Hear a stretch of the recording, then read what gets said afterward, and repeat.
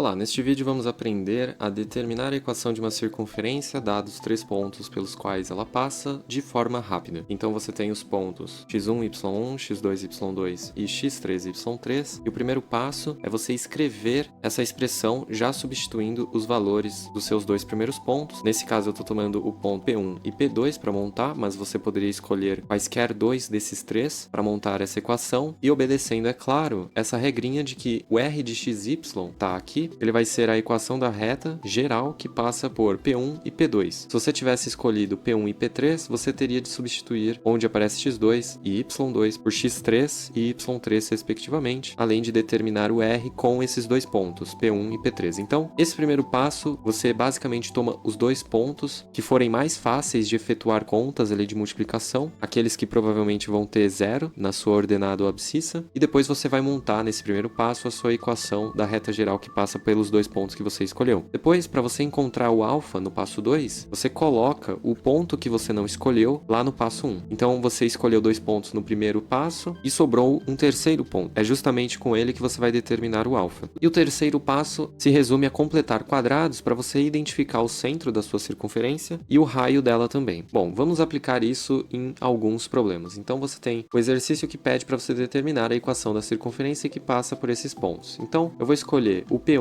e o P3. Então, como é que é? Então, eu vou fazer o produto das diferenças, né? Então, você vai ter com o P1 x menos 1 e com o P3 x menos 0. Eu somo com o produto das diferenças em y. Então, y menos 0 e y menos 1. E isso tudo vai ser igual ao alfa vezes o meu r, a equação geral da reta que passa pelos pontos P1 e P3 nesse caso. Então, vamos lá. A equação da reta que passa por P1 e P3. Bom, eu vou começar então com o P1 e o coeficiente angular vai ser o quociente do ΔY sobre ΔX, né? Então, você vai ter, fazendo P3 menos P1, você vai ter 1 menos 0 e 0 menos 1 ali no denominador. Então, 0 menos 1. Como eu estou usando o ponto P1 para montar a minha equação, eu vou ter que usar o x dele, que é 1. Com isso, do lado direito, você vai ficar com menos x mais 1. E, bom, a equação geral, eu posso obtê-la da seguinte forma, né? E é essa aqui que você vai estar utilizando no seu r de xy.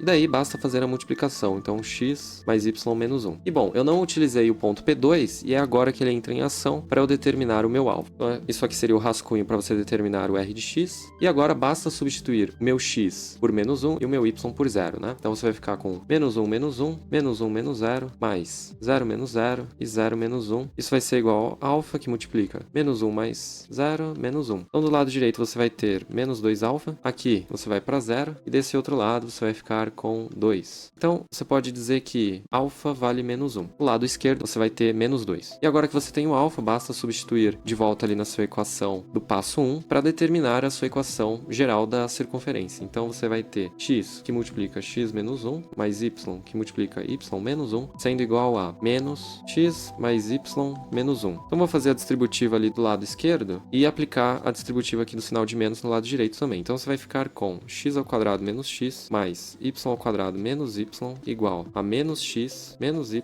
mais 1. Daí você percebe que o menos x e o menos y acaba sendo anulado dos dois lados e, portanto, você já encontrou a sua equação na sua forma reduzida, porque você ficou com x2 mais y2 igual a 1, a circunferência de raio unitário que se localiza na origem dos sistemas de coordenadas xy. Então você tem aí x quadrado mais y quadrado igual a 1, e o gabarito dessa questão, como esperado, era de fato x2 mais y2 igual a 1. Então você consegue com isso determinar o centro e o raio dessa circunferência. O centro é 0, 0 e o raio é 1. E agora vamos seguir com o exercício que pede justamente o comprimento do raio e as coordenadas do centro. Note agora que você não tem valores muito amigáveis e mesmo assim o método vai funcionar sem problemas. Então, passo 1 é você fazer o produto das diferenças. Eu vou tomar os dois primeiros pontos mesmo. Então, x menos 1, x menos 2 e somar com o produto das diferenças em y. Então, no primeiro caso você vai ter y mais 6 e no segundo y menos 1. Agora você tem um alfa que vai multiplicar a expressão da reta geral. E bom, você vai ter que escolher esses mesmos dois pontos para compor essa reta. Então, vamos escolher o ponto 2 e 1 para montar a minha equação. Então, y menos 1. E aí eu vou fazer 1 menos o menos 6 e 2 menos 1. E eu faço a multiplicação de x menos 2. Do lado direito eu vou ficar com 7, que multiplica x menos 2. Portanto, definimos o nosso r de xy como sendo 7x menos y menos 14 com mais 1 menos 13. E basta então eu colocar aqui 7x menos y menos 13. Certo, e agora vamos utilizar utilizar o terceiro ponto que não foi utilizado até o momento, que é o 5 e 2, e com isso vamos descobrir o valor de alfa. Então vamos ficar com 4 vezes 3, já estou fazendo as contas, 8 vezes 1. 8 mais 12 costuma dar 20. E do outro lado você vai ter um alfa que está multiplicado por, bom, 7 vezes 5, 35, menos 15 vai dar 20. Então você tem que o alfa vale 1. E bom, se o alfa vale 1, você já tem tudo o que precisava para definir a equação da sua circunferência C. Então vamos fazer a distributiva desses dois pares de parênteses e também lembrar de fazer a multiplicação do alfa pela expressão do r de xy. Então você vai ficar com x² menos 3x mais 2 mais y² mais 5y menos 6 menos 7x mais y mais 13. O que eu fiz? Eu peguei esse alfa, substituí por 1. Fiz a distributiva, que acaba resultando na mesma expressão do r de xy,